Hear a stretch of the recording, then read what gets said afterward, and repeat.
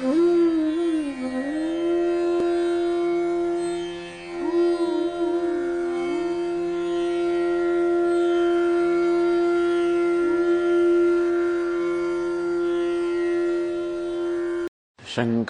શંકરાચાર્યં કેશવં બાદરાયણં સૂત્રભાષ્યકૃતૌ વંદે ભગવन्तૌ પુનઃ પુનઃ ઈશ્વરો ગુરુરાત્મેતિ મૂર્તિભેદવિભાગિને વ્યોમવદ્વ્યાપ્તદેહાય દક્ષિણામૂર્તયે નમઃ. અખંડાનંદસંબોધઃ વંદનાદ્યસ્ય જાયતે ગોવિંદં તમહં વંદે ચિદાનંદતનું ગુરું અખંડં સચ્ચિદાનંદં અવાङ्मनसगोचरम् આત્માનમખિલાધારम् આશ્રયેભીષ્ટસિદ્ધયે યદાલંબોદરં હન્તિ સતાં પ્રત્યુહ સંભવम् તદાલંબે દયાલંબम् લંબોદરપદાંબુજम्.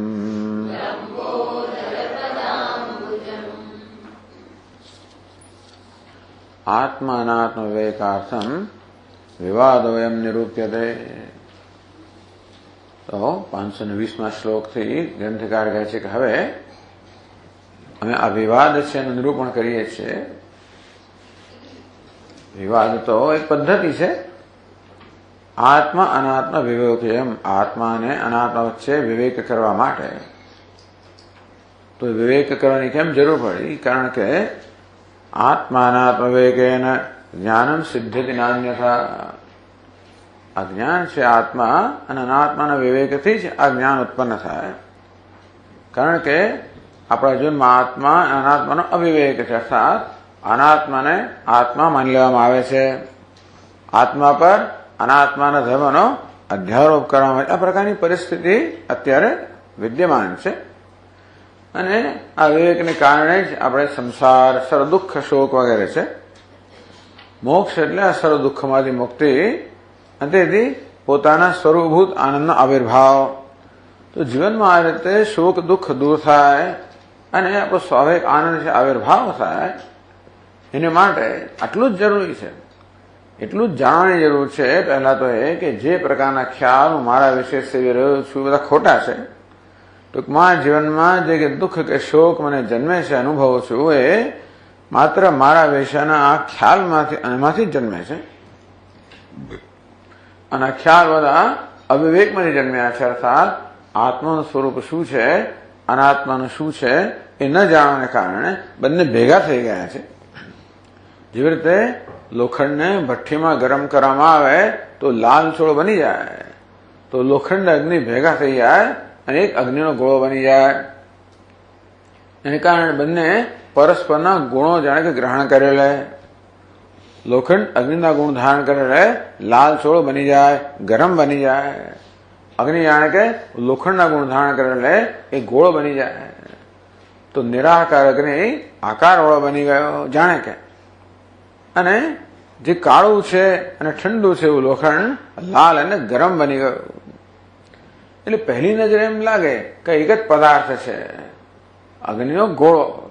વાસ્તવમાં ત્યાં બે પદાર્થ રહેલા છે અને એ બે પદાર્થ એવી રીતે છે પરસ્પર ઓતપ્રોત છે કે આપણને પહેલી નજરે એક જ લાગે. અને સામાન્ય તેવો નિર્ણય કરીએ કે આ એક લાગનો ગોળો છે, એટલે કે આપણને લોખંડ દજાડી રહ્યું છે. તો લોખંડ દઝાડે ત્યારે પણ એમાં અગ્નિ દઝાડતો હોય છે. અગ્નિ લાલ છે, ગોળ છે તો નહીં, અગ્નિ ગોળ ત્યારે મારે લોખંડ ગોળ છે. આ રીતે એકબીજાના જે ધર્મો છે એ સ્વભાવ આત્મા જેને કહેવાય તાદાત્મ્ય થઈ ગયું છે. તેવી રીતે અહીંયા પણ આત્મા અનાત્મા આ બે જુદા તત્વો છે.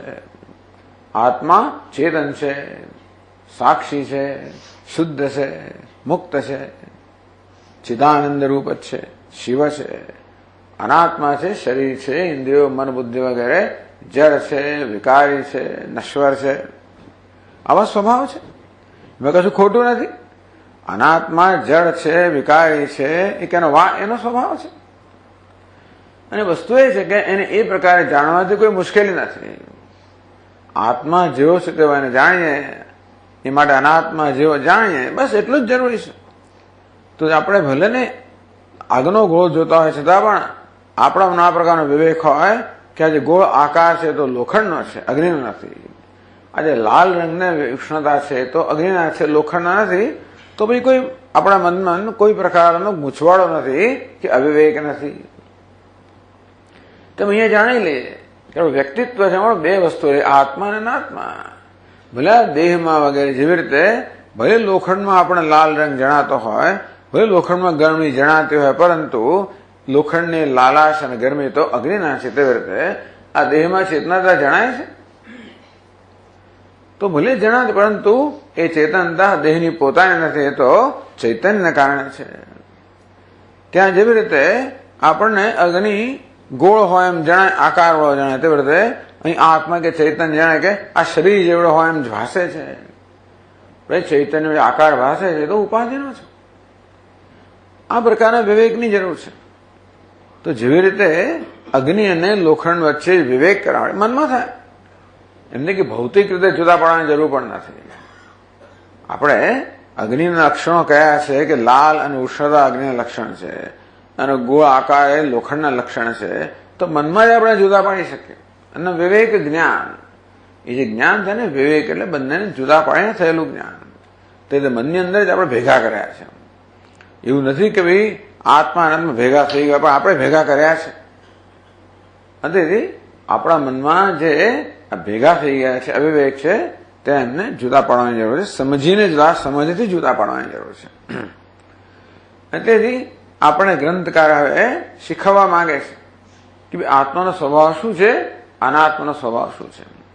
એના માટે એક સુંદર પદ્ધતિ અમે અપનાવી છે. જાણે કે વિવાદ થઈ રહ્યો હોય, જાણે એક સભા મળેલી હોય અને આત્મા વિશે અભિપ્રાય ધરાવનારા ભિન્ન ભિન્ન બધા તત્વચિંતકો ભેગા થયા હોય, દરેક જણ પોતાનો પક્ષ રજૂ કરતો હોય, એ પક્ષ માટે દલીલો કરતો હોય, બીજો પછી ઉભો થાય, એ પોતાનો પક્ષ રજૂ કરે અને દલીલોમાં શું દોષ છે બતાવે અને પોતાની દલીલો રજૂ કરે. એમ કરીને પોતાનો પક્ષ છે સ્થાપિત કરે તો ત્રીજો ઉભો થાય, એ વળી પેલાના દોષ બતાવે અને પોતાનો પક્ષ રજૂ કરે અને પોતાનો પક્ષ સ્થાપિત કરે. બહુ સરસ પદ્ધતિ છે. જેથી આપણે ધીમે ધીમે આપણા મનમાં સ્પષ્ટતા આવતી જાય કે આપણે દેહને પણ આત્મા માનીએ છીએ, ઇન્દ્રિયોને, મનને, બુદ્ધિને બધા આત્મા માનીએ જ છીએ. ક્યારેક ક્યારેક મારી જાતને જયારે ઊંચો નીચો ગોરો કાળો કહેતો હોઉં ત્યારે દેહને આત્મા માનું છું. ક્યારેક વળી બહેરો વાંધળો કહેતો હોઉં ત્યારે હું લંગડો લૂલો ત્યારે હું ઇન્દ્રિયને આત્મા માનું છું. ક્યારેક ભૂખ્યો તરસ્યો ત્યારે પ્રાણને આત્મા માનું છું. ક્યારેક સુખી દુઃખી કહો ત્યારે મનને આત્મા માનું છું. ક્યારેક બુદ્ધિશાળી મૂર્ખ સફળ નિષ્ફળ ત્યારે હું બુદ્ધિના આત્મા માનું છું. આ પ્રકારે આપણા ઉપાધિના ભિન્ન ભિન્ન સ્તરોમાં અહમ ભાવને કારણે ભિન્ન ભિન્ન પ્રકારના ખ્યાલ જન્મે છે. તેથી આ પ્રકારના વાદીઓ હોય કે ના હોય, વાસ્તવમાં આ બધા ખ્યાલો આપણે પોતે જ ધરાવીએ છીએ.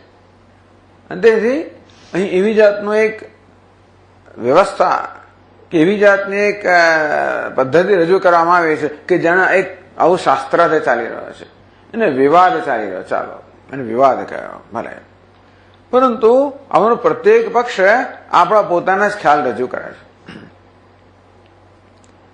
તો આ વિવાદ કોણ કરે છે? આ વિવાદ કરનારા લોકોને જાણે કે વેદાંતના શ્રવણનો તો કે એમને સદગુરુના ઉપદેશનો લાભ નથી મળ્યો. મૂળાહ અશ્રુત વેદાંતા, મૂળ અર્થાત ભ્રમ સેવનારા, ખોટા ખ્યાલ સેવનારા. અશ્રુત વેદાંતા, જેમણે વેદાંતનું શ્રવણ નથી કર્યું. સ્વયં પંડિત માયના, પોતાને મહાન પંડિત ને વિદ્વાન માને છે, માટે શ્રવણ કરવાની જરૂરત જોતા નથી. એટલે પોતે જ શાસ્ત્રનો અભ્યાસ કરીને પોતાના નિર્ણય પર આવેલા છે. એમણે કોઈ સદગુરુ પાસેથી શ્રવણ કરીને શાસ્ત્રને સમજ્યા હોય તો બરાબર છે. તો સમજ્યા કર્યા વગર જ પોતાનો મન ભાવતો જે અંદર અંશ હોય એને લઈને પોતાના નિર્ણયને સમર્થન કરવું. આમ આવી ઘણા બધા ટેવ હોય છે કે પોતાનો નિર્ણય થઈ જ ગયો હોય અને કશુંક જુએ, વાંચે, સાંભળે તો પણ પોતાના નિર્ણયને સમર્થન આપતો અંશ હોય ને એને પકડી લે. હા, આપણે એમ જ કહે છે. એવું જ કહો છો સ્વામી, તમે પણ એમ જ કહો છો ને. કેટલું લાંબુ પ્રવચનો આ ચાલ્યા પછી છોડો કે સ્વામી આપ એમ જ કહો છો, ફલાણા પણ એમ જ કહે છે, મારા દાદા પણ એમ જ કહેતા હતા. હું બરોબર છે. એટલે આ બધું ભલે ને સાંભળે, પણ જે માત્ર ગ્રહણ કરવું એ જ કરે. એટલે એવું મન કરે જ, આવું જ કરે. એવું હોવાને કારણે દરેક જણ ભલે કદાચ શાસ્ત્રને વાંચતું પણ હોય, પણ એટલો જ અંશ ગ્રહણ કરે જે પોતાની ખ્યાલને અનુપ્ર હોય, સમર્થન આપતો હોય. એટલે કે સ્વયં પંડિત માયના ઈશ પ્રસાદ રહિતા, એમણે કેમ શ્રવણ નથી કર્યું? એમને ઈશ્વરની કૃપા પ્રાપ્ત થઈ નથી. સદગુરુ બહિર્મુખા, તેથી સદગુરુથી બહિર્મુખ થયેલા છે. કોઈ સદગુરુને શ્રદ્ધા ભક્તિભાવ જન્મ્યા નથી, કારણ કે ઈશ્વરની કૃપા નથી. એને કારણે જેમણે વેદાંતનું શ્રવણ કર્યું નથી. વળી પાછા પોતાને પંડિત માનનારા છે, એટલે પોતાનો નિર્ણય સાચો જ માને છે. એ નિર્ણયને કોઈકની પાસે જઈને આપણે કદાચ નિર્ણય કર્યો પણ હોય તો પણ ખરે ડાપણની વસ્તુ એ છે કે જે કોઈ વિદ્વાનો આ ક્ષેત્રના હોય એની પાસે આપણા નિર્ણય જરા પ્રમાણિત કરવો જોઈએ કે હું આમ માનું છું, તમે શું કહો છો? સંસ્કૃત વ્યાકરણ હોય, અર્થશાસ્ત્ર હોય, ફલાણું. આપણે ક્યાંના વિદ્વાનો નથી.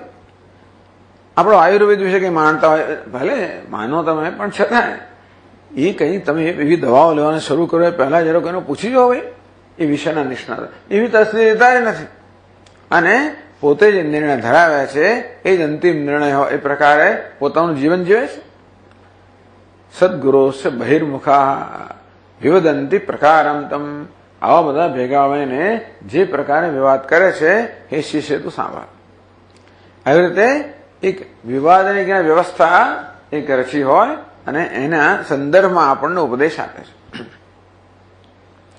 અત્યંત પામરા, સૌથી પહેલા જે સ્થૂળમાં સ્થૂળ બુદ્ધિનો માણસ છે એ શું કહે છે કે ભાઈ કશ્ય પુત્ર આત્મા તે મન્યતે. સૌથી આત્મા વિશેનો સૌથી સ્થૂળ અભિપ્રાય છે કે મારો પુત્ર જ આત્મા છે. કેમ? કારણ કે સૌથી વધારે પ્રીતિ મને મારા પુત્રમાં છે. આત્મા હંમેશા સૌથી વધારે પ્રીતિનો વિષય હોય મેં સાંભળ્યું છે, અને મારા પુત્રમાં સૌથી વધારે પ્રીતિ છે મારે એ આત્મા છે. એટલું જ નહીં, પરંતુ પુત્ર પુષ્ટ થાય તો હું પુષ્ટ થયો, એ નષ્ટ થાય તો હું નષ્ટ થયો, એ પણ મારો અનુભવ છે. અંતે એની વળી શ્રુતિ પણ કહે છે આત્મા વહી પુત્ર નામાસી. જો ભાઈ શ્રુતિ કહે છે કે આત્મા જ પુત્ર રૂપે જન્મેલો છે. કેવી રીતે? દીપાદ દીપો યથા તદ્વત પિતુઃ પુત્ર પ્રજાયતે. જાણે કે પેલું વેદનું એક વાક્ય છે આત્મા વે પુત્ર નામાસી, આત્મા જ પુત્ર રૂપે જન્મ્યો છે. એક દીવામાંથી બીજો દીવો જેમ જન્મે, પેલા દીવા જેવો હોય તેવી રીતે પિતામાંથી પુત્ર જન્મ્યો, એ પિતાનો જ આત્મા છે. પિતુર્ગુણાનામ તને બીજાંકુર દીક્ષણાત. તમે કેમ કહો છો કે પિતા જ પુત્ર રૂપે જન્મ્યો છે? તો કે જો પિતાના કેટલા બધા લક્ષણો પુત્રમાં જણાય છે. જેવી રીતે બીજના બધા લક્ષણો આપણને અંકુરમાં જોવા મળે તેવી રીતે પિતાના લક્ષણો પુત્રમાં જોવા મળે છે. એ પરથી વેદનું વાક્ય કે પિતા જ પુત્ર રૂપે જન્મે છે એ સિદ્ધ થાય છે.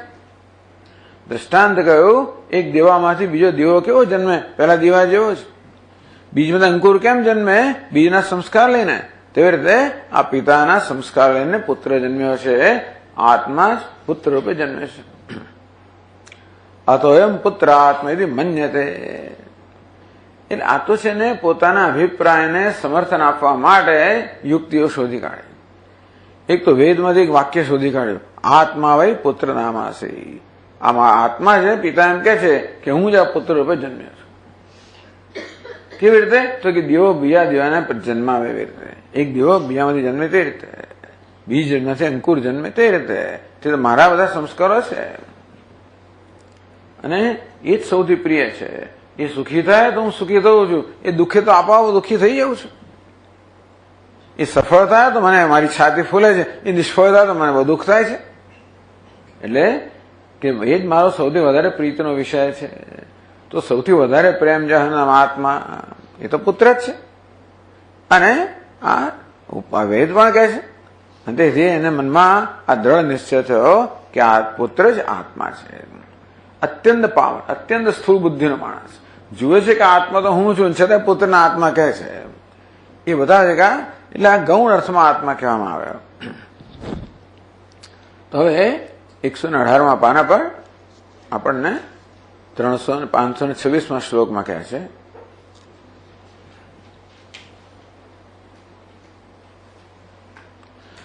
અતોયમ પુત્ર આત્મેતિ મન્યતે ભ્રાંતિમત્તમઃ તન્મતં દૂષયત્યન્યઃ અન્યઃ પુત્ર આત્મા કથમ ત્વિતિ.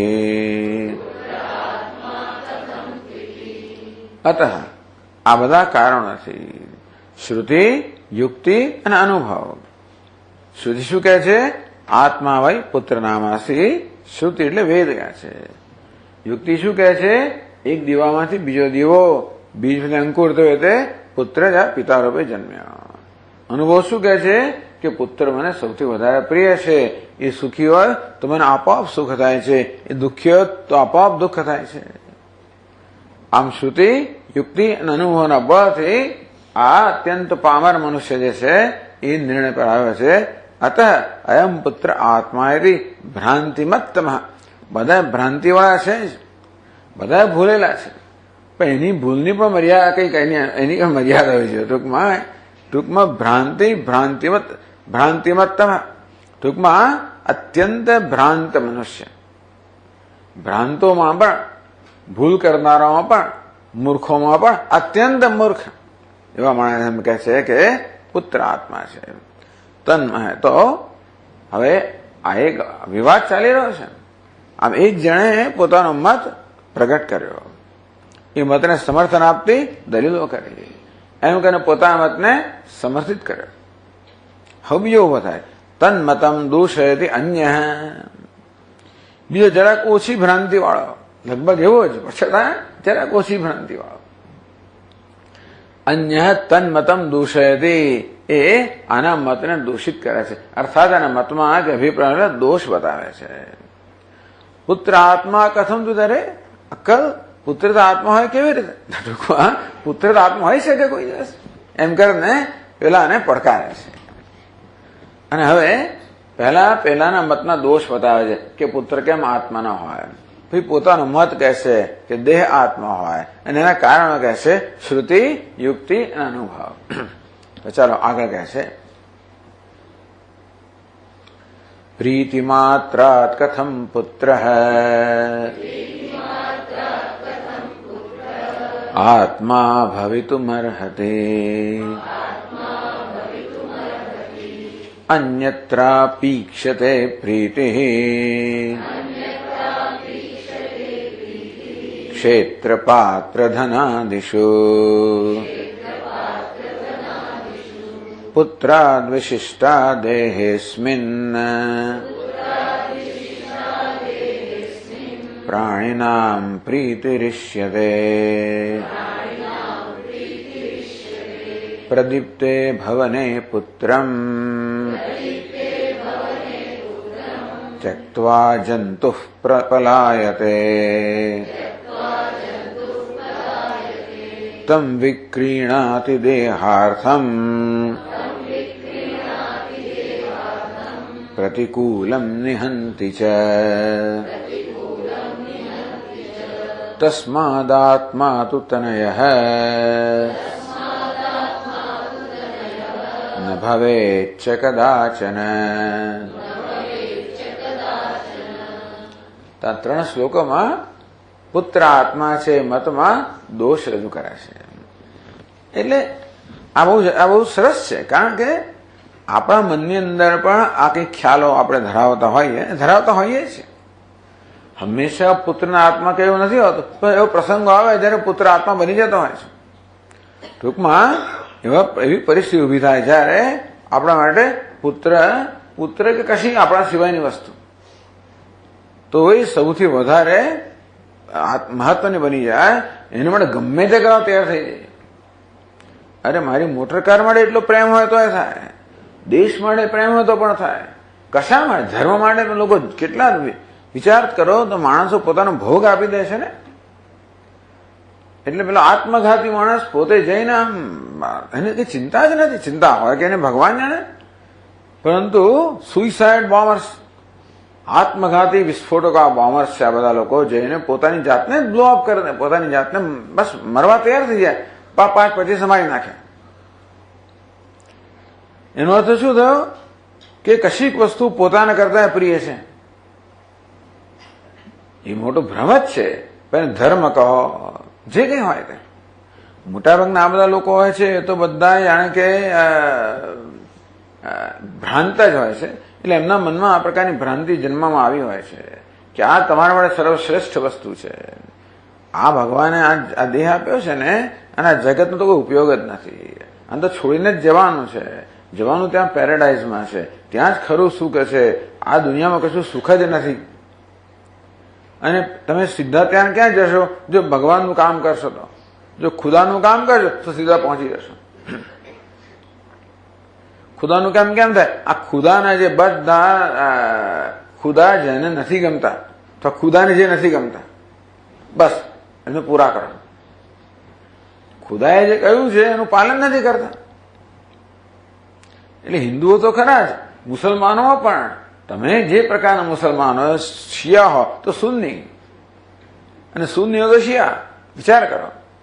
એટલે એ તો પોતાના મત સિવાયને બીજા માટે કેટલા બધા અસહિષ્ણુ એમ માને ભગવાનનું કાર્ય કરીએ છીએ. એમ કરો તો એમને ત્યાં આગળ પેરેડાઇઝ, સ્વર્ગની અંદર વિશેષ સ્થાન મળશે. ટૂંકમાં અત્યારે પોતાના કરતા બીજી કશી વસ્તુ પ્રિય છે. આપણે જોઈએ છે ને કે માણસો પોતાની ભોગ આપવા ક્યારે તૈયાર થઈ જાય? કશીક વસ્તુ પોતાના કરતા વધારે પ્રિય હોય ત્યારે જ ને. આપણે જાણીએ કે સ્વાતંત્ર્ય ચળવળની અંદર કેટલા લોકો જાન આપી દીધા પોતાના દેશ માટે, સ્વાતંત્ર્ય માટે. એમ કહેવાય કે એમના માટે એ આત્મા હતો.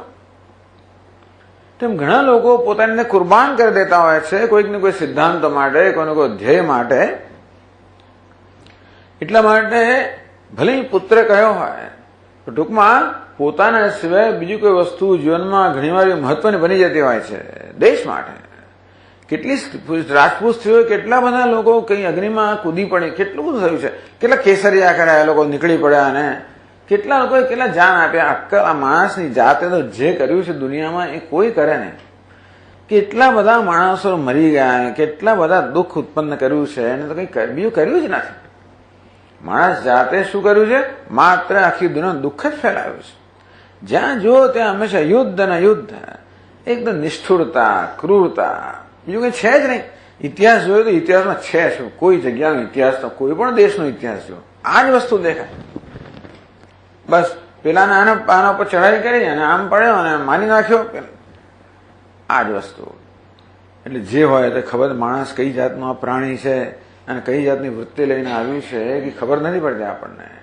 પણ આપણને જ્યાં જો સંઘર્ષ અને ક્રૂરતા અને નિષ્ઠુરતા, પોતાને આપવામાં આવેલી શક્તિનો ઉપયોગ આ રીતે બીજાને કેવી રીતે શોષણ કરવું, દબાવવું, એને નિયંત્રિત કરવો, એને કેમ ગુલામ બનાવો.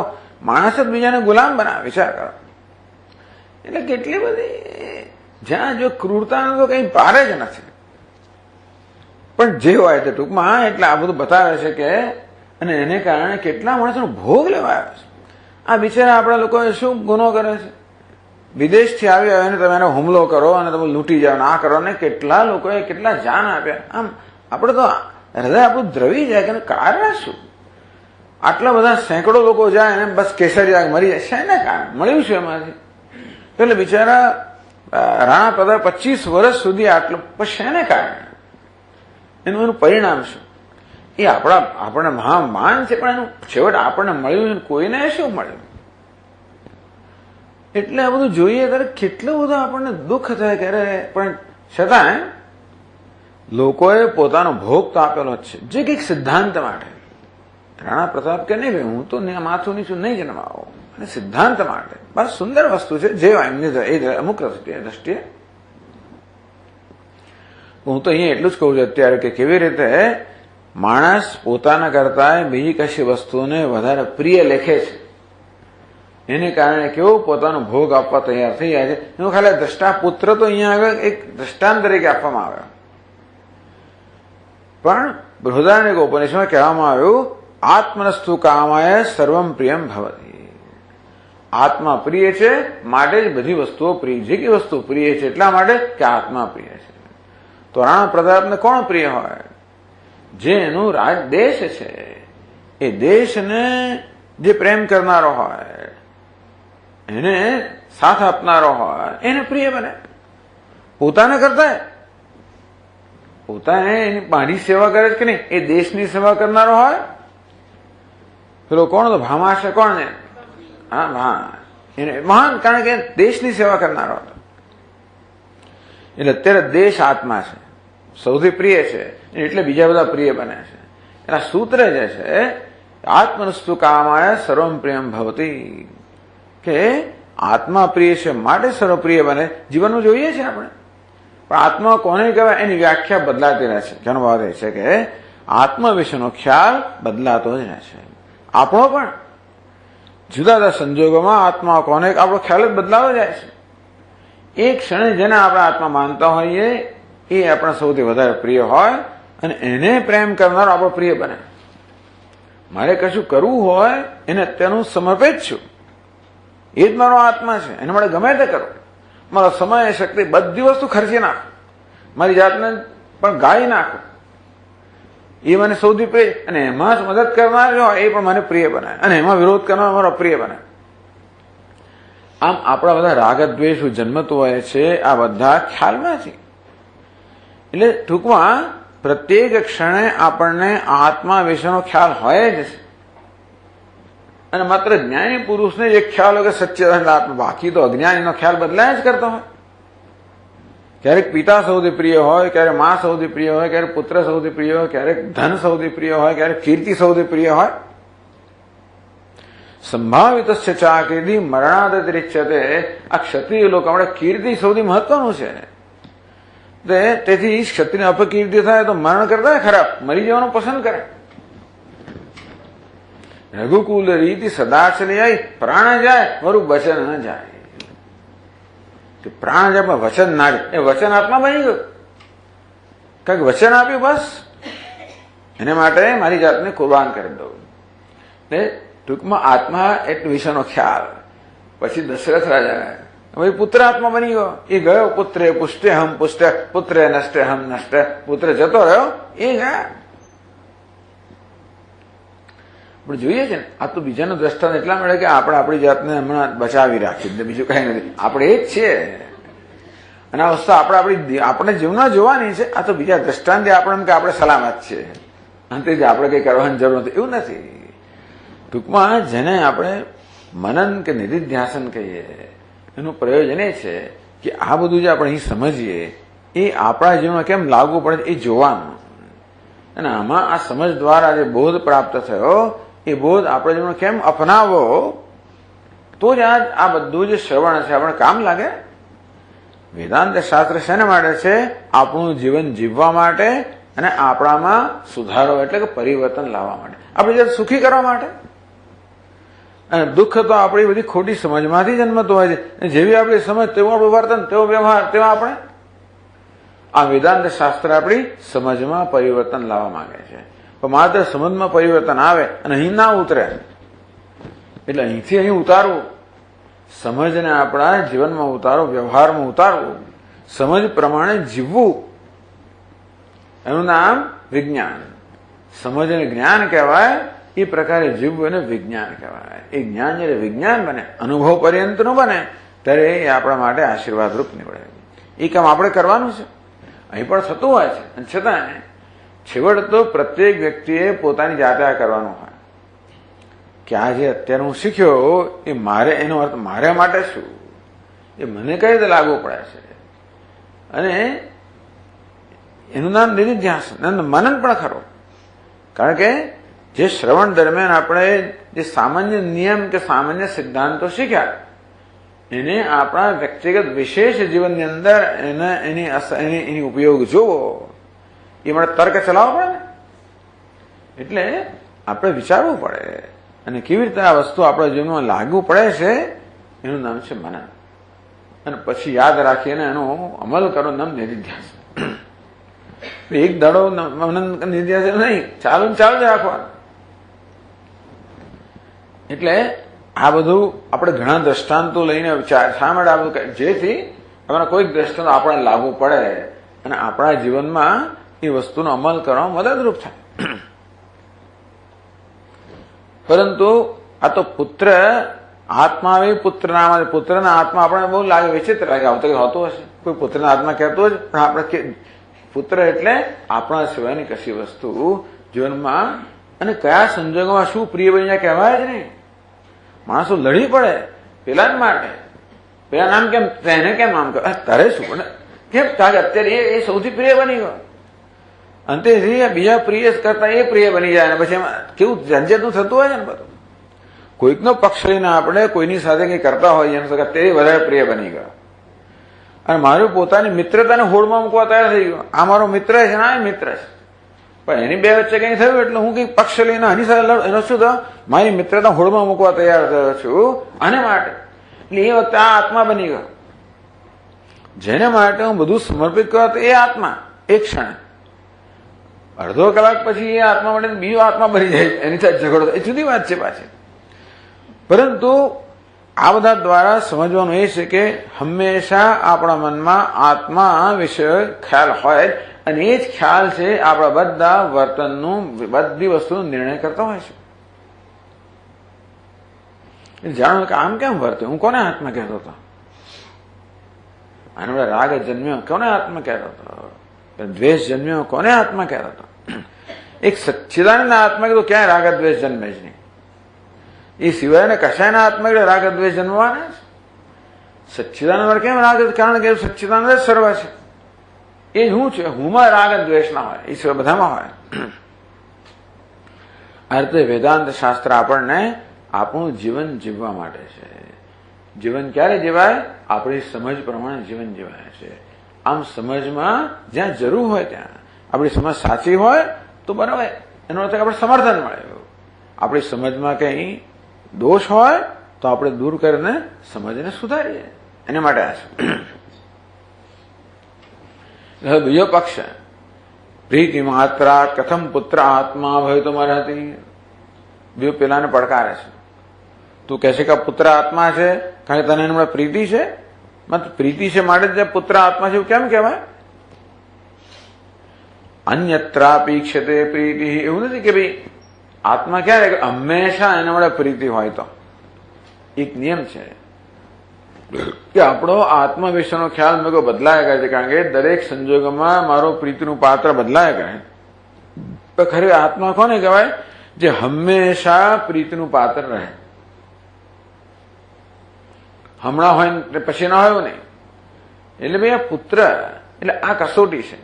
આત્મા કોને કહેવાય, જે હંમેશા મારા પ્રેમનું પાત્ર. એ પેલો કહે છે કે તું પુત્રના આત્મા કેવી રીતે કહે, એ શું હંમેશા તારા પ્રેમનું પાત્ર હોય છે? ક્યારેક તને પ્રીતિ થઈ એટલા માટે આત્મા કેમ કહેવાય, હંમેશ પ્રેમનું પાત્ર હોય છે. અન્યત્રા ઈક્ષતે પ્રીતિ, માત્ર કોઈ જગ્યાએ પ્રેમ છે મારાના આત્મા કહેવો હોય તો 1000 જગ્યાએ પ્રેમ છે. ક્ષેત્ર પાત્ર ધનાદિશુ, ક્યારેક ખેતર માટે એટલે વધારે પોતાની જર જમીન માટે, પાત્ર એટલે વસ્તુ વ્યવહાર માટે, ધન માટે, લોકોને ઘરેણા માટે, મોટરગાડી વસ્તુઓ માટે, ફર્નિચર માટે, કાર્પેટ માટે, મોટર કાર માટે, મોટર બાઇક માટે. પોતાની જમીન માટે, બગીચા માટે, અનેક વસ્તુ માટે પ્રેમ હોય છે. તેવી રીતે પત્ની માટે પણ હોય, મિત્ર માટે પણ હોય. અરે કોઈક આપણે ખાસ વસ્તુ લાવ્યા હોય, બહુ પૈસા ખર્ચે ને, જેને એન્ટીક કહેવાય, બહુ જૂની. શું હોય કે ખાલી વાસણ જ હોય, એ દેગડો હોય, દેગડો આ 300 વર્ષ જૂનો છે. કેટલા તો 25,000 રૂપિયા આપેલા છે. એ તો એના પછી દુનિયાની સામે મૂકે કે જુઓ ભાઈ, એવા દેગડા તો ઘરમાં કેટલા, તો રોજ માજી નાખે, તો માજે નહીં પાસે જૂનો દેખાય ને. દુકાનોમાં કેટલા લોકો જૂનું કરીને મૂકતા હોય છે, અને આપણે એમ કે આટલી બધી જૂની વસ્તુઓ છે, પેલી મૂર્તિઓ લે એન્ટીક, એને એ લોકો કેમ જૂની દેખાડવી, એ બધી ટૂંકમાં જે છે એ તો ખરું. પણ આ તો પણ આવી વસ્તુઓ ઘણી વાર લોકોને હજી તો બધું બતાવતા હોય છે આપણને કે જો સ્વામી, મેં કોઈકના ઘરમાં ગણેશજીને એટલું મોટું કલેક્શન હોય. હા, જો કે આ સિંગાપુરથી આવ્યું ને, મલેશિયાથી આવ્યું ને, ઇન્ડોનેશિયાથી આવ્યું ને, ફલાણા સરસ હોય છે બધું. એ વસ્તુ જયારે મારા વિચાર બધાનું કેન્દ્ર બની જાય, એવો પ્રેમ પ્રીતિ થાય. તેની પ્રીતિ તો બદલાય કરતી હોય છે. પુત્રમાં હંમેશા પ્રીતિ હોય છે. એટલે અન્યત્રાપી ઈક્ષતે પ્રીતિ, પુત્ર સિવાય બીજી પ્રીતિ હોય છે. ક્ષેત્ર પાત્ર ધનાદિશુ, પાત્ર એટલે વાસણ એવી કોઈ વસ્તુ, એટલે ખેતર એટલે પોતાની જાયદાદ, ધન સંપત્તિ, આ બધા માટે માણસનો પ્રેમ દેખાય છે. કીર્તિ માટે મોટો પ્રેમ દેખાય છે, યશ માટે પ્રેમ દેખાય છે, સત્તા માટે પ્રેમ દેખાય છે.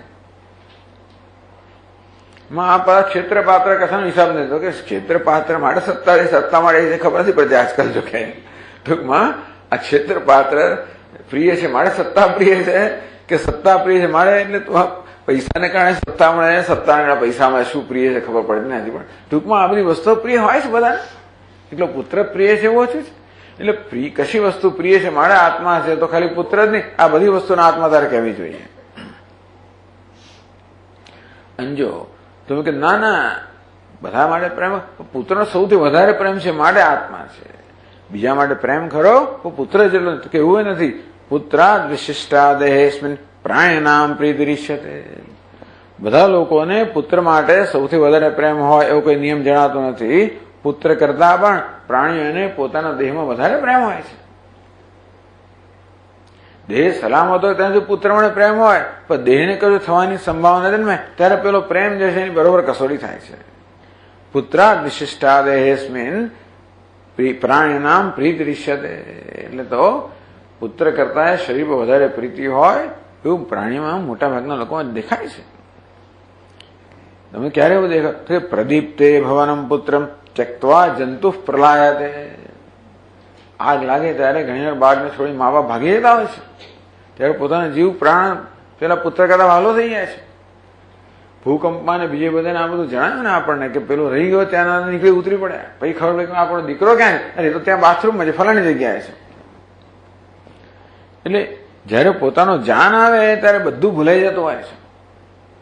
અત્યારે જે પ્રિય હતો એ પુત્ર ભૂલાઈ જતો હોય છે. એટલે એવું નથી કે પુત્ર હંમેશા બધા સંજોગોમાં સૌથી પ્રિય રહેતો હોય છે. જયારે પોતાના જાનનો પ્રશ્ન આવે ત્યારે જો પેલું કશી વસ્તુ બધા લોકો મૂકી ગયા, ઘરમાં વધુ રહી ગયો, ભાગ્યા. એટલે આ ભૂકંપ વખતે ખરું બધું થઈ ગયું. કેટલી પ્રિય વસ્તુઓ ભેગી કરી બધું રાખીને ભાગ્યા બધા લોકો. કેટલા પ્રેમથી ઘર બનાવ્યું, સજાવ્યું, એ ઘરમાં જવા તૈયાર નથી. માણસ તો બહાર પેલા મેદાનમાં તંબુમાં રહેતા હતા, ઘર પેલો હારે 1 મહિના સુધી આફ્ટર શોટ આપતા હતા. લોકો તો વિચાર તરત દોડ થઈ જાય ભાગે. ત્યાં સુધી કે ઘરમાં નાવા જવું પડે તો દોડે ને બહાર નીકળે પાછો ના જાય, મેદાનમાં રહે. એનો અર્થ એ કે અત્યારે આ ઘર આટલું પ્રિય હતું, એની વસ્તુઓ પ્રિય હતી, કશું પ્રિય રહ્યું નહીં. જાનનો સવાલ આવે ત્યારે બધી વસ્તુઓના સ્થાન નક્કી થઈ ગયા. તેથી કહે છે કે પ્રદીપ્તે ભવને પુત્રમ.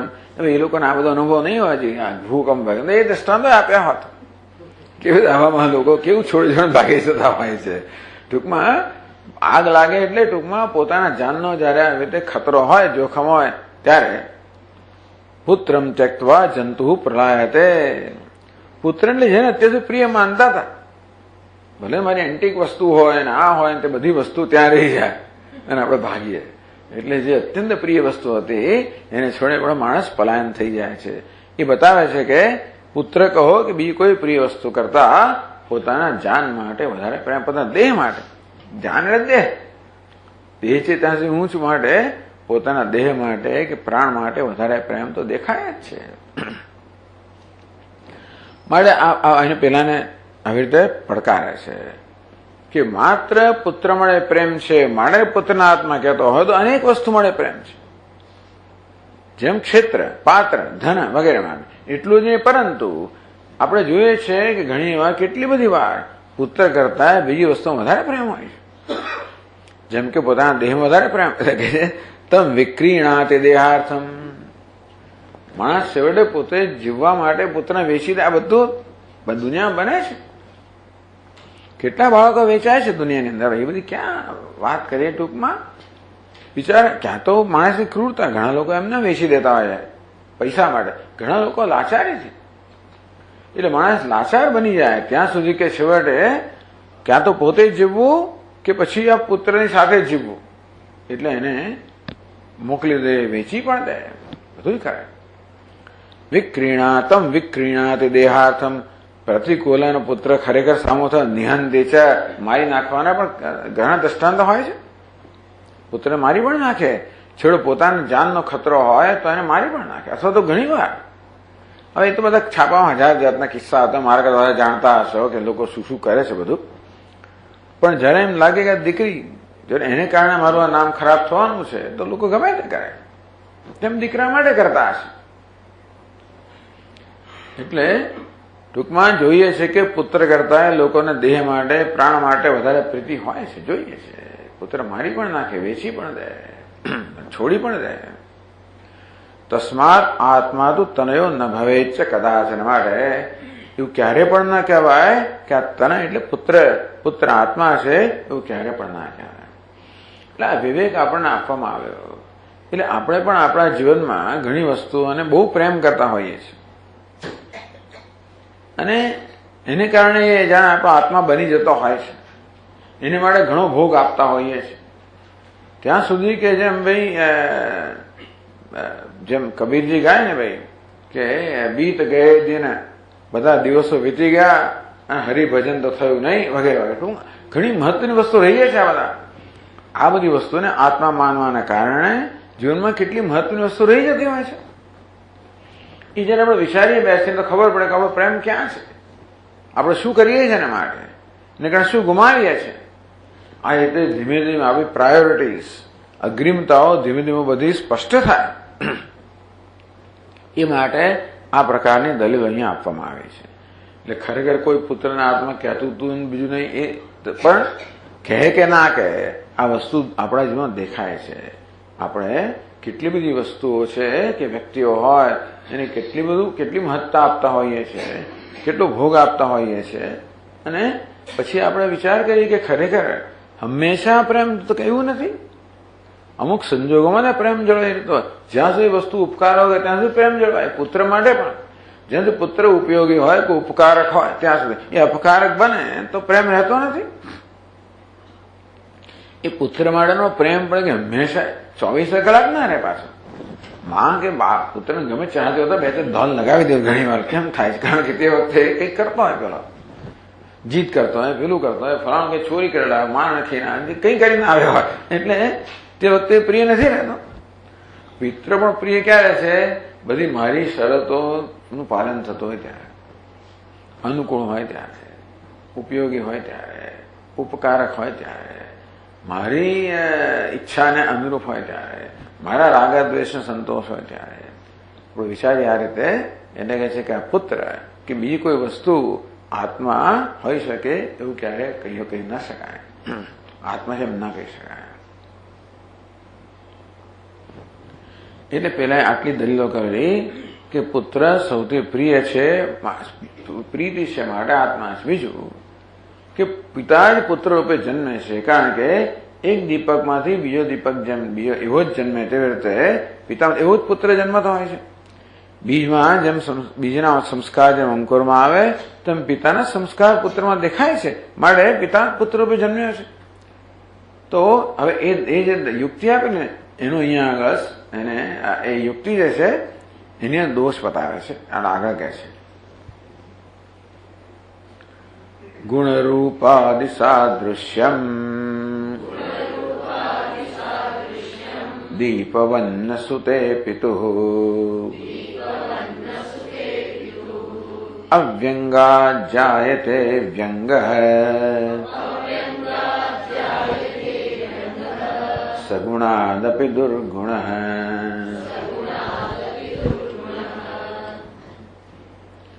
એ તમે કહો છો કે પુત્ર પિતા સમાન જ છે ભાઈ. આત્મા વય પુત્ર નામાસી, આ પિતા જ પુત્ર રૂપે જન્મ્યો છે. કેવું નથી? નિયમ નથી ભાઈ. ગુણ રૂપાદિ સાદૃશ્યમ એટલે એને દીપકનું દ્રષ્ટાંત આપ્યું. કેવી રીતે એક દીપકમાંથી બીજું દીપક પ્રગટાવે ત્યારે સાદૃશ્યમ કેવી સમાનતા હોય છે. કેવી રીતે પિતા પુત્રમાં સમાનતા હોય છે. તો એવો નિયમ નથી. સાદૃશ્યમ ન સુતે પિતુઃ, હંમેશા પુત્ર અને પિતાની સમાનતા હોય એવું કશો નિયમ નથી. અવ્યંગા જાયતે વ્યંગ. વ્યંગ એટલે કે ખોડ ખાપણ વાળો. વિઅંગ, કોઈ અંગ છે વિકૃત હોય, વિકૃત અંગને આપણે વ્યંગ કહીએ. તો અંગમાં કોઈ વિકૃતિ હોય, ખોડ ખાપણ હોય ને વ્યંગ કહેવાય. અવ્યંગ એટલે ખોડ ખાપણ વગરનો. એટલે અવ્યંગા જાયતે વ્યંગ. જોઈએ ઘણી વાર કે પિતા કોઈ ખોડ ખાપણ વગરના હોય અને પુત્ર ખોડ ખાપણો જન્મે છે. એટલે એવું કઈ નથી કે નથી જન્મતા બિચારા. એટલે એનું કારણ ગમે તે હોય. હવે એ લોકોને જેટલી ખબર હતી એટલી, એના કારણ અનેક બધા હોય. પણ એટલે હવે ડોક્ટર ઘણું વધારે જાણે છે કે ભાઈ કેમ આ બધી જાતની. એટલે ધીમે ધીમે એ લોકો કરશે બધું કે પેલો ગર્ભમાં છે ત્યારથી જ એનું હવે એટલી બધી આ મેડિકલ સાયન્સ છે, વિજ્ઞાન એટલું બધું આગળ વધ્યું છે. આજે સવારે મને કંઈક સ્વામીજી આ બાળકમાં હજી એના માતાના ગર્ભમાં છે ત્યારે જ એની કિડનીમાંથી ફલાણું ડક્ટ છે પેલા જતું હોય તો આપણામાં કેટલું ઓછું, એ બાળકમાં કેટલું દેખાય. પણ હવે પેલા જે સોનોગ્રાફી કરીને વાતો એને મોટા કરે કે પેલું નાની નાની વસ્તુ એકદમ મોટી દેખાય, ત્યારથી ખબર પડી જાય કે આ વસ્તુમાં કંઈક ડિફેક્ટ છે. તો ત્યાં અહીંથી દવા આપવા માંડે, અહીંથી શરૂ કરી દે. પેલું હજી અંદર જ છે, આટલું ઉંદર જેવું હોય અને એના પર સર્જરી કરે બાબા. વિચાર કરો કે માનું પેટ ખોલે, ચીરે, એમાંથી એનું પેલું એ ચીરે યુટ્રસ, એમાંથી બાળક કાઢે, આટલું એનું પાછું ચીરે, એમાં પાછી પેલી કિડની, એનું પેલો ડક્ટ, એમાં ઓપરેશન કરે. એટલે આ તો તમને પ્રસંગોપાત જ કહું છું, આની સાથે સંબંધ નથી. પણ એટલે ટૂંકમાં બધા બાળકમાં બધા દોષ હોય છે એનું કારણ પિતા કે માતા હોય એવો નિયમ નથી હોતો. ઘણી વાર બધું અંદર ચાલતું હોય, બધું કેટલી વસ્તુ હોય કે આપણા કાબુમાં હોતી નથી. અને છે ખરી કેવું વિચારે છે ને કેવું ખાય છે ને કેવું પીએ છે ને શું કરે છે, બધી વસ્તુની અસર થતી. પણ છતાંય બહુ સારામાં સારું કરે તોય પણ બાળક ઘણી વાર ઘણી જાતની દોષ સાથે જન્મતા હોય છે. એ પોતાના સંસ્કાર લઈને આવ્યો હોય, પ્રારબ્ધ લઈને આવ્યો હોય વગેરે ઘણું હોય છે બધું. એટલે પિતાના સંસ્કાર કે એવા લક્ષણ લઈને પુત્ર જન્મે એવું તો આપણે જોતા નથી. ઘણા પુત્રના લક્ષણ પિતા કરતા અત્યંત ભિન્ન હોય છે. એમાં સૌથી દેખાઈ આવે એવું તો આ કહ્યું કે ભાઈ પિતામાં કોઈ ખોડ ખાપણ નથી અને પુત્ર જેવો કોઈ ખોડ ખાપણ વાળો જન્મ્યો બનતું હોય છે. એને કે બિચારા બ્રેન જન્મતી વખતે કે જાત જાતની 1000 વસ્તુ થઈ જાય, એ ગર્ભમાં છે ત્યારે કેટલી વસ્તુ થઈ જાય અને ખબર નથી પડતી ઘણી વાર શું થાય. પેલી ટ્યુબ એને વીંટળાઈ વળે, પેલું પાણી આમ જતું રહે, ઊંધો થઈ ગયો અને લીક ફ્લુઇડ આમ જતું રહ્યું, 1000 વસ્તુ થાય બધી. એટલે એને કારણે આ તો કશું તમે કહો કે ભાઈ પિતાના લક્ષણ પુત્રમાં હોય એવો કશો નિયમ છે નહીં. સગુણાદ દુર્ગુણ. ચાલો આ તો શરીરની વાત કરી, પણ ગુણની મનની વાત કરીએ તો પિતા કેટલો સદગુણી હોય અને દુષ્ટ પુત્ર જન્મતો હોય. અને ઉલટું પણ બને, દુષ્ટ પિતાનો જેમ કે હિરણ્યકશિપુ અત્યંત સદગુણી પુત્ર પ્રહલાદ પણ હોય અને પેલા પિતાનો વેન નામનો દુષ્ટ પુત્ર પણ હોય. એટલે સગુણમાંથી દુર્ગુણ જન્મે, દુર્ગુણ સગુણ જન્મે. તેથી સાદૃશ્ય એક દેવાને બીજા દેવા સાથે સાદૃશ્ય હોય તેવી રીતે પુત્રને પિતા સાદૃશ હોય છે એ નિયમને કારણે તમે પુત્ર આત્મા જેમ કહેતા હોય તો એમાં અપવાદ કાઢ્યો. નિયમ યુક્તિ કોને? અમુક નિયમ જે બધે લાગુ પડતો તો કે તમે જે નિયમ કહ્યો તો જે નિયમના આધારે તમે આ નિર્ણય પર આવ્યા કે પુત્ર આત્મા છે એ નિયમ બધે લાગુ પડતો નથી હોતો, માટે તમારી દલીલ બરોબર નથી. જે નિયમ બધે લાગુ પડતો હોય કે જ્યાં જે ધુમાડો છે તે આગ લાગ્યા હોય છે બધે લાગુ પડે. એવું ક્યાંક ધુમાડોને આગ ના લાગે તો પછી એનો અર્થ છે કે નિયમ લાગુ નથી પડતો.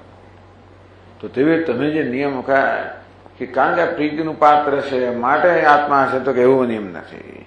કારણ કે પુત્રમાં પિતાનું સાદૃશ્ય છે માટે આત્મા છે, તો કે એ પણ નિયમ નથી. આ પ્રકારે એની યુક્તિ, એનો અનુભવ આ બંનેનું ખંડન કર્યું. ત્રીજી વસ્તુ શું તે રહી? આત્મા આવે પુત્ર નામ હશે. તો આગળ કહે છે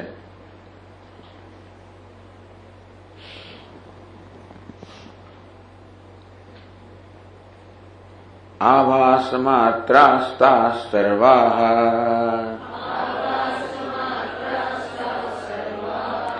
યુક્તયોપ્યુક્તયોપિ ચ પુત્રસ્ય પિતૃવદ્ગેહે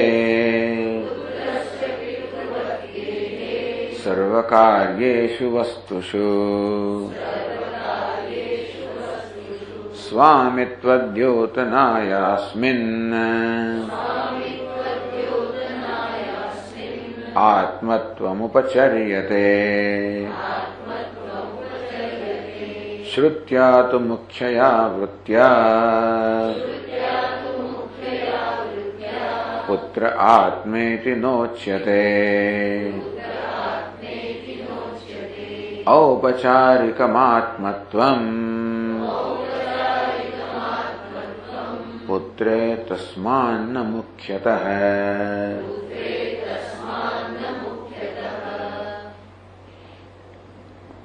આમ પેલો જે વાદી છે, વિવાદ કે બે વાદીઓ, પેલો વાદી કહે છે કે પુત્ર આત્મા છે, આ બીજો વાદીનું મતનું ખંડન કરે છે. એ ખંડન કરવામાં એને કહ્યું કે આ પ્રીતિ છે પુત્રમાં, એવું કોઈ નિયમ નથી. ઘણી વાર દેહ પુત્ર કરતા અને પુત્ર કરતા બીજી વસ્તુઓ પ્રિય હોય છે જોવામાં આવે છે, અને સાદૃશ્ય જે પણ નિયમ નથી. ઘણી વાર પુત્રના ગુણો અને લક્ષણો પિતા કરતા ઘણા ભિન્ન જોવામાં આવે છે. આવાસ માત્ર તાહ સર્વાહ યુક્તય. પણ તમે જે યુક્તિઓ અહીંયા રજૂ કરી, પુત્ર આત્મા છે એવું પુરવાર કરવા માટે, સિદ્ધ કરવા માટે યુક્તિ રજૂ કરી, તો યુક્તિ આભાસ છે. આભાસ કેમ ગયો? એ યુક્તિને આપણે જયારે વિચારની કસોટી ચડાવીએ ત્યારે એના દોષ છતાં થઈ જાય. પહેલી નજર લાગે બહુ સરસ કહ્યું, બહુ બરોબર કહ્યું, વાત સાચી છે. જો પ્રિય છે, આત્મા પ્રિય છે, પુત્ર પ્રિય છે, મારા આત્મા છે, અને પિતા પુત્ર પર જન્મ્યો છે, સાધુ છે, મારા આત્મા છે. એટલે યુક્તિઓ આપણને પહેલી નજરે બરોબર લાગે, પણ જયારે આપણે એને બરોબર તપાસીએ ત્યારે પછી અમારા દોષ છે એ છતાં થાય, ત્યારે એવું કહેતા તો આભાસ છે. એટલે પેલો કાચ આમ ચળકતો હોય એટલે કે હા તો હીરો છે ભાઈ, આ તો હા what all glitters is not gold. અંગ્રેજીમાં કહે કે જે વસ્તુ ચળકે બધી સોનું નથી હોતું, પિત્તળ ચળકતું હોય. પહેલી નજરે સોનું લાગે પણ શું છે? સોનાનો આભાસ છે. આપણે જયારે પછી એને સોના વિશેના બીજા બધા જે ગુણો છે એ જોવાનો પ્રયત્ન કરીએ કે મારે ચળકાટથી નિર્ણય ના થાય કે સોનું છે. સોના બીજા બધા ગુણો છે એ અમે દેખાય નથી દેખાતા, માટે આ સોનાનો આભાસ છે, સોનું નથી. આ તો હીરાનો આભાસ છે, હીરો નથી. અમુક જરાક વસ્તુ દેખાય એટલા બધી નિર્ણય ના લેવાય. એટલે આભાસ માત્ર તાહ સર્વાહ યુક્તય. માટે હવે યુક્તિઓ તમે જે રજૂ કરી પુત્ર આત્મા છે એના સમર્થનમાં, એ તો બધા આભાસ છે. એ વાસ્તવિક એટલે યુક્તિઓ જે છે એ વિવેકની કે વિચારની કસોટીએ ચડી શકતી નથી. ઉક્તયો બી તો ઉક્તિ છે કઈ. હવે પેલા યુક્તિ ખંડિત કરી, ઉક્તિ કઈ છે? આત્મા વય પુત્ર નામાસ્તિ. આ વેદનું વાક્ય છે કે આત્મા જ પુત્ર રૂપે જન્મ્યો છે. એટલે આ પુત્ર આત્મા જ, જેનો પુત્ર કઈ આત્મા જ છે, એ ઉક્તિ છે. તો કે ઉક્તયોપી, એ ઉક્તિ પણ વેદોક્તિ નથી, એનો આભાસ જ છે. ટૂંકમાં તમે એ વાક્યનો જે અર્થ કરો છો એ અર્થ ના થાય. એ વાક્યનો અર્થ પહેલી નજરે એમ થાય. એટલે આ વાક્યમાં વેદનું શું તાત્પર્ય છે? વેદમાં જયારે કહેવામાં આત્મા વે પુત્ર નામાસી, આ પુત્ર જે છે એ જ આત્મા છે, આત્મા જ પુત્ર રૂપે જન્મ્યો છે, એવો પહેલી નજરે અર્થ થાય. પણ શું એ કહેવાનું આ વેદનું તાત્પર્ય છે કે એ કહેવા દ્વારા બીજું તાત્પર્ય છે? અર્થવાદનું વાક્ય છે, આનું સ્વાર્થે તાત્પર્ય છે કે નહીં? ટૂંકમાં આવું કહેવાની પાછળ તાત્પર્ય શું છે? તો તમે તાત્પર્ય સમજ્યા નથી અને આ વાક્યને તમે પુત્ર આત્મા છે એના સમર્થનમાં જે કહો છો એ ઉક્તિ કે વાક્ય છે એનો અર્થ પણ એ પણ આભાસ જ છે. એટલે તમે કરો છો એવો અર્થ ના થાય. તો શું અર્થ થાય? સ્વામિત્વ દ્યોતનાયાસ્મિન આત્મત્વ ઉપચર્યતે. પિતા કે આ જ મારો આત્મા છે, એનો અર્થ શું છે કે હવે મારા પછી આ બધાનો સ્વામી બનશે. ટૂંકમાં પુત્ર જે છે એ પિતા જે છે એનો ઉત્તરાધિકારી છે. આમ પોતાનો ઉત્તરાધિકારી હોવાને કારણે પિતા પુત્રને આત્મા કહે. કારણ કે હું જ હવે આ છું, હું અત્યાર જે કરતો હતો હવે આ કરશે. મારા જે હક હતા અધિકાર એના અધિકાર રહેશે. એટલે કહે ને ભાઈ, ત્વમ યજ્ઞ ત્વમ બ્રહ્મ ત્વમ યજ્ઞ ત્વમ લોક. એવું બૃહદારણ્યક ઉપનિષદમાં કહ્યું હોય કે પિતાને એમ લાગે કે હવે પોતે કઈ કરી શકે, કાં તો પોતે હવે મરવાની તૈયારીમાં છે અથવા તો હવે પોતે પોતાની જવાબદારી સંભાળી શકે એમ નથી, ત્યારે બધું પુત્રને સોંપે. પુત્ર ઉત્તરાધિકારી છે. એને કે ત્વમ બ્રહ્મ, તું જ વેદ છે, ત્વમ યજ્ઞ, તું જ યજ્ઞ છે, ત્વમ લોક, અરે તું જ લોક છે. એટલે કે અત્યાર સુધી મેં જે વેદનું પઠન પાઠન કર્યું એ તું કર, અને મારામાં કઈ ખામી રહી ગયો તે તું દૂર કર. તું યજ્ઞ, અત્યાર સુધી યજ્ઞ યાગાદી કર્યા, કેટલાક ન કરી શક્યો હોઉં, પણ હવે કરવાનું તારી જવાબદારી છે, એ તું કર. સાથે સાથે જે મારામાં કઈક ખામી રહી ગયો એ ખામી તું પૂરી કર. તો આમ લોક, આ યજ્ઞ દ્વારા વેદના અધ્યયન યજ્ઞ થાય, યજ્ઞ દ્વારા સ્વર્ગ લોક પ્રાપ્ત થાય, એ પણ તું જ છે. આમ કરીને પિતા પુત્રને ઉત્તરાધિકારી નિમે છે. એટલે હવે આ પુત્ર છે ને એ પિતા જ પુત્ર બની ગયો. પિતા પોતે જ હવે જે કરતો હતો એ પુત્ર કરે છે, માટે એ અર્થમાં કહે છે આત્મા વય પુત્ર નામાસી. ટૂંકમાં આ પુત્ર જ આત્મા છે, હું જ પુત્ર છું. એટલે કે અત્યાર સુધી જે મારો અધિકાર હતો, જે મારી જવાબદારી હતી, જે મારી વસ્તુ હતી, બધી પુત્રને બની જાય છે. તેથી પિતા જ જાણે પુત્ર બની ગયો. એ અર્થમાં આત્મા વય પુત્ર નામાસી. એટલે તમે વાક્ય લો અને તમે મન ફાવે અર્થ કરો એ ના ચાલે. જે સંદર્ભમાં એ વાક્ય કહેવાયું હોય ને પૂર્વાપર સંબંધિત નક્કી થાય તાત્પર્ય. એટલે ઘણા લોકો આવું એક વાક્ય લઈ રહે. એટલે બિચારા રાજકારણી લોકોને બધા લોકો જો તમે બોલવામાં થોડાક બેદરકાર કે બેધ્યાન રહ્યા તો તરત પેલા પકડી જ લે, અને એ તો પછી પૂર્વાપર સંબંધ વગર છાપી મારે. પેલા પછી કેટલું બિચારે પછી જાત જાતનો એને સમજ ખુલાસા કરવા પડે કે ભાઈ મેં આમ કહ્યું, આમ નહોતું કહ્યું, આમ કહ્યું, આમ થાય. આજે છાપાનો પહેલા પાને ફોટો આવી ગયો. તમે જરાક બેધ્યાન તો લોકો પકડશે. જયારે મનમોહન સિંહ અને પેલા રશિયન પ્રેસિડેન્ટ એમની જયારે કઈ ચાલતી હતી કોન્ફરન્સ, પ્રેસ કોન્ફરન્સ, ત્યારે બીજા બધા મિનિસ્ટરો હાજર ને, પ્રણવ મુખર્જી હાજર હતા. પેલા બિચારાને ઝૂકવું આવી ગયું પ્રણવ મુખર્જીના. એટલે વૃદ્ધ માણસ છે, કેટલું કામ કરતો હશે ને, આ બધી ખોટી કોન્ફરન્સમાં એમનો સમય બગડતો હોય, એમને રસ છે ને હોય આ બધામાં, બસ છતાં આવવું પડે. એટલે પછી એમાં કઈ સાંભળે એમાં રસ કશો હોય ને કે આમાં એમ કરશું એનું આ તો ખાલી દેખાવા જ હશે. બધા જાણતા હોય, પોતે આવું કરતા હોય એટલે જાણતા હોય ને કે આ તો ખાલી લોકોને દેખાડવા માટે છે, અંદરની વાત જે વાત કરી. ઊંઘી ગયો, તરત ઝડપીને એનો પહેલા જ પાને આવી ગયો. આ દુનિયાની રીત છે. એટલે પોતાની વડાનો ઉપયોગ કરે કે જો તમે આવા છો. તેવી તો વેદનું એક વાક્ય લે અને એનો પૂર્વાપર સંબંધ જોયા વગર જ પોતાને એનો ફાવે એ પ્રકારના અર્થમાં ઉપયોગી થતું હોય એટલે વાક્ય લે. તો કે જો આ ઉક્તિ તમે કહે ને આ વેદોક્તિ એ પણ ઉક્તિ નથી, આભાસ છે. તમે એનો જે અર્થ કરો છો એ અર્થમાં વાક્ય વપરાયું નથી. વેદોમાં વાક્ય કયા અર્થમાં વપરાયું છે કે પુત્ર પિતાનો ઉત્તરાધિકારી છે. એના માટે પુત્ર પિતા જાણે પુત્ર બની ગયો, એ રીતે એનો ઉત્તરાધિકારી. એ સ્વામિત્વ દ્યોતનાય અસ્મિન આત્મત્વ ઉપચર્યતે. હવે પિતા જેનો સ્વામી હતો પુત્રનો સ્વામી બની ગયો. પિતાએ પોતાનું સ્વામિત્વ પુત્રને સોંપી દીધું. ઘણીવાર પિતા તો વાનપ્રસ્થ વનમાં પણ ચાલી જાય. આપણે જાણીએ છીએ કે આપણે કેટલા બધા રાજાઓ વૃદ્ધ થાય એટલે તપશ્ચર્યા કારણે વનમાં જતા પુત્ર રાજ્ય સોંપી જાય એટલે હવે આત્મા હવે પુત્ર નામ હશે. તો હું જે હતો તે હવે આ છે જાહેર કરે કે તમે અત્યારથી મને જે માન એ બધું આને આપો. આવે બસ એ જ અર્થની અંદર સ્વામિત્વ દ્યોતના પુત્રનું સ્વામિત્વ છે પિતાનું હતું એ સ્વામિત્વ પુત્રનું છે એ પ્રકટ કરવા માટે આ વાક્ય છે. અસ્મિન આત્મત્વ ઉપચર્યતે. તેથી પુત્રને ઔપચારિક રીતે ગૌણ અર્થમાં આત્મા કહેવામાં આવ્યો છે. એને કોઈ મુખ્ય અર્થમાં આત્મા શબ્દનો મુખ્ય અર્થ લેવાનો નથી, ગૌણ અર્થ લેવાનો છે. જેમ કે લાયન ફલાણા ફલાણા આપણે કહેતા હોય લાયન રાજેન્દ્રસિંહ પરમાર જે કહ્યું હોય તો લાયન એટલે સિંહ હતો કે પેલો તો બિચારો આટલો એટલે છતાં હવે સિંહ કે લાયન કે સિંહ કહીએ કેમ એ લાયન્સ ક્લબનો મેમ્બર છે એટલા માટે. અથવા લોખંડી પુરુષ કહીએ આપણે સરદાર પટેલ આપણે લોખંડના નહીં બનેલા.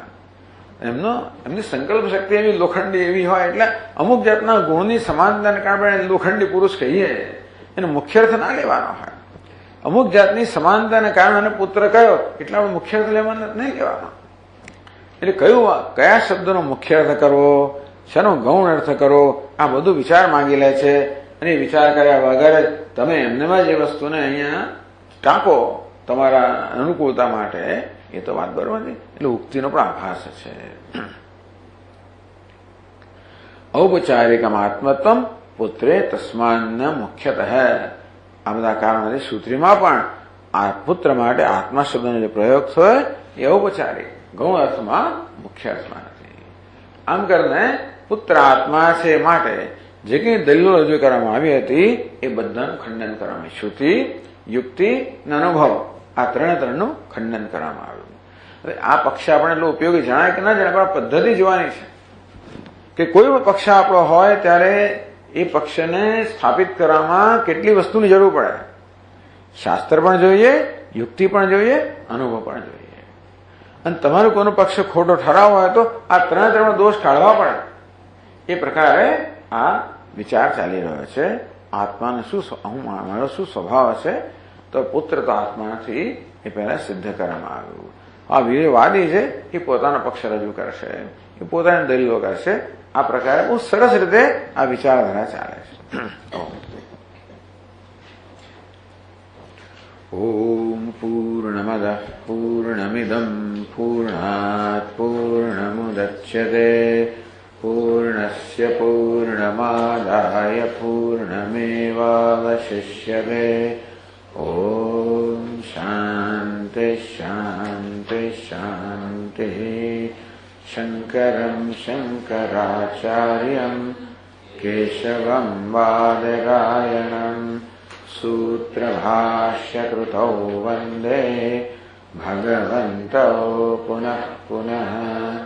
ઈશ્વરો ગુરુરાત્મેતિ મૂર્તિભેદવિભાગિને વ્યોમવદ્વ્યાપ્તદેહાય દક્ષિણામૂર્તયે નમઃ. ઓમ શાંતિ શાંતિ શાંતિ. હરિ ઓમ. શ્રી ગુરુભ્યો નમઃ. હરિ ઓમ.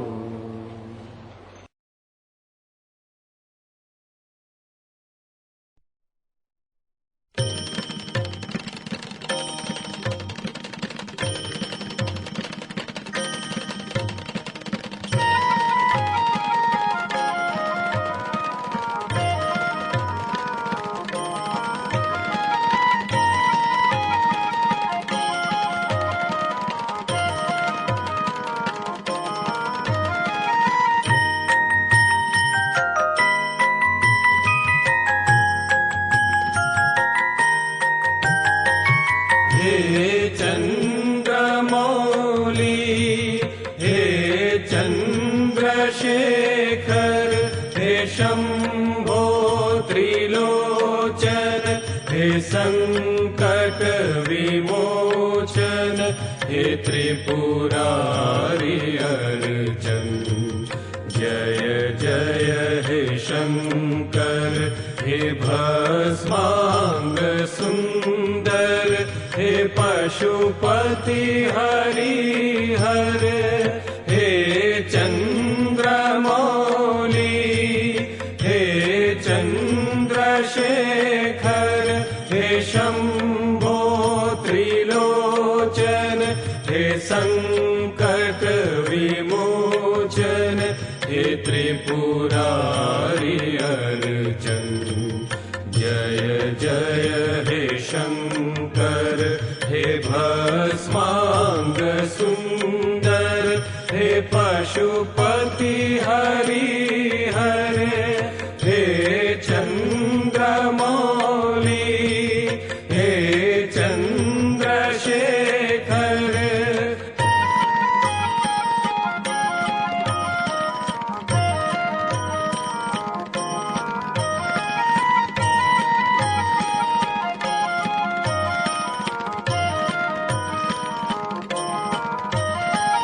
कंठे धरीचे ते सर्पोनी माळा, कंठे धरीचे ते सर्पोनी माळा, तव तांडवे बाजे डमरू निराळा। श्रीशैल राजे विधूते दृढासन, श्रीशैल राजे विधूते दृढासन, त्रिनेत्रे विधू रतिपति नु विसर्जन। हे चंद्रमौली, हे चंद्रशेखर, हे शंभो त्रिलोचन, हे संकट विमोचन, हे त्रिपुरारि अर्चन। जय जय हे शंकर, हे भस्मांग सुंदर, हे पशुपति हरिहर, हे चंद्रमौली, हे चंद्रशेखर।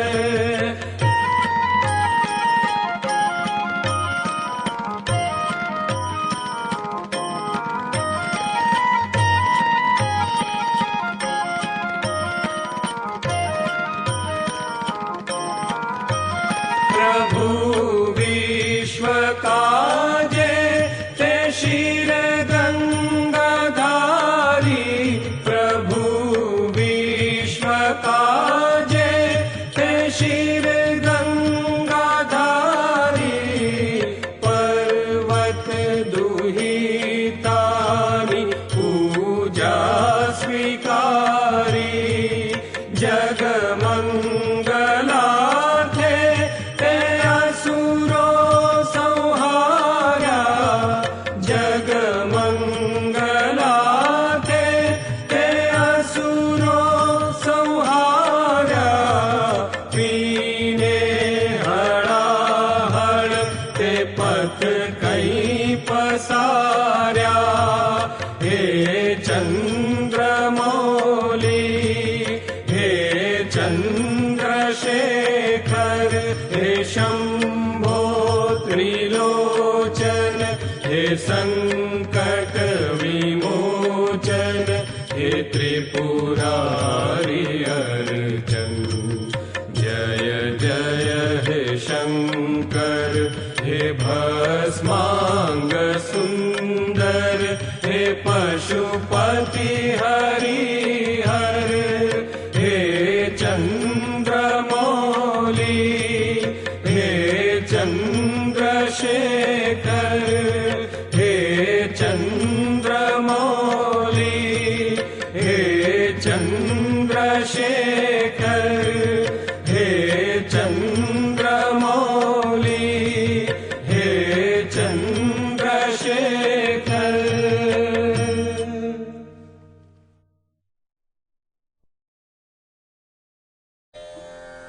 હે